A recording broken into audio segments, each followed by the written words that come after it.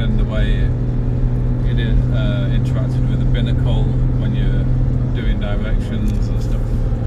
It's all very nice.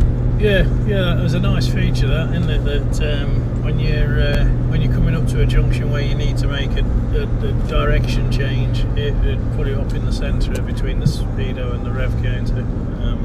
Yeah, that was a nice touch. And the rest of the time it was just there permanently on the screen, but not on the centre of the binnacle. So yeah, just it sort of just alerted your eye to, oh, there's a change here, and you know, just brought you into focus, as it were, rather than sitting watching the sat nav all the time. Yeah. And the sat nav is big enough to be in your peripheral vision without overtaking your forward view as well, I noticed. Yeah. I think we took that corner there about the same speed in the Land Rover as we did in this just. Yeah. And I would say this is marginally better, but it's not quite as tall, is it? So No. it's you know, you've got a lot less up top weight moving or trying to get around a corner. And yeah, there's a slight difference between the two of them around that sort of corner. You've got a nice drop into it and sweep round. You'd notice the Land Rover was tall. Yeah. A lot was made, because the motoring press all seemed to say the same thing. A lot was made that the flat screen was a bit gimmicky, or your wading depth and all the rest of it. But actually, knowing that you're not going to go over a set depth and not flood your engine is quite a nice feature, really, isn't it? And that weight depth thing, you know, we looked at the Ford and you'd think, oh, it's you know, for a normal car you'd say definitely no go. Yeah. But then when you saw the weight depth on the screen, it was not much deeper than the sidewall of the tyre. Yeah. And you're thinking that's actually quite a useful feature, because your eye would tell you it would be deeper than that. Definitely. And you'd probably think, oh no, don't do it. And it's in real time as well, so it's not like it's guesstimating, it's doing it real time. So you're going to be aware at what point you should reverse out if you have to. Yeah.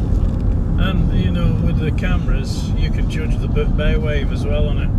So I think the first few times we went through, it probably was deeper, but we'd pushed quite a lot of water away by the time we've been through a few times. And so it wasn't quite as deep on the last run. But on the first few, when you got the all-round camera on, you could see the bow wave, couldn't you? And then you could judge the bow wave as well from the camera and just keep it pushed out, which I think if the water was much deeper, you'd bury the camera so you wouldn't see your bow wave. But as it was just a nice little gimmick, really. But could be useful. I can see it being useful.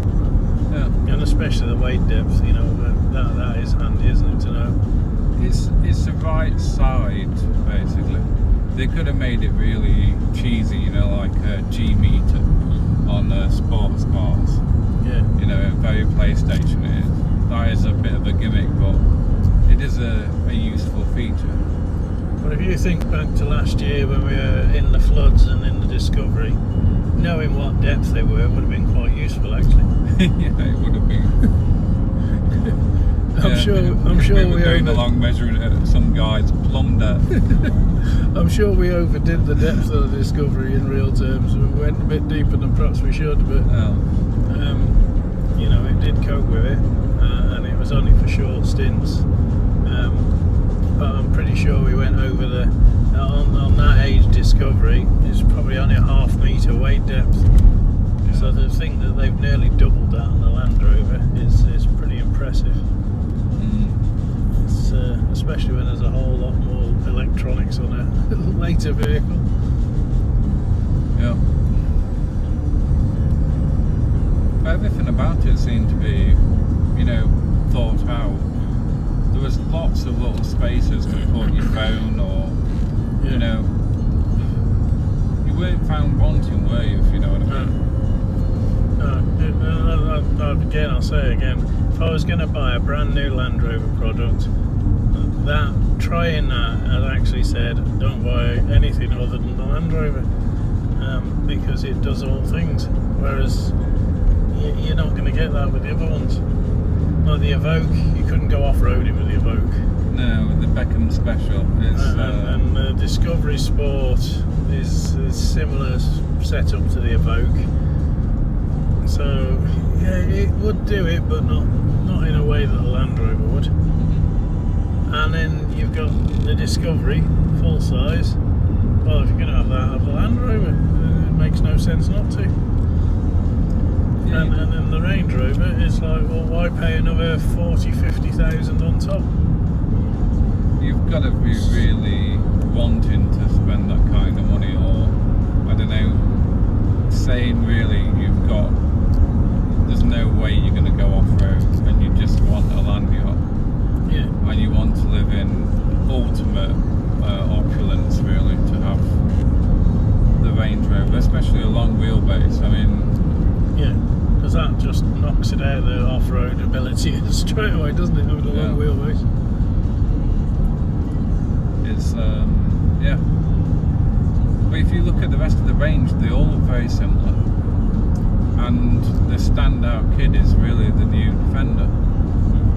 It does look different to the rest of them. It does, and I think, like you, the route car manufacturers going down where every car in their range has to have the same looking front end, and basically it's the smaller cars in the range will get sold because they look a little bit like the bigger ones, and it's like, that just, I just think put a bit of design in.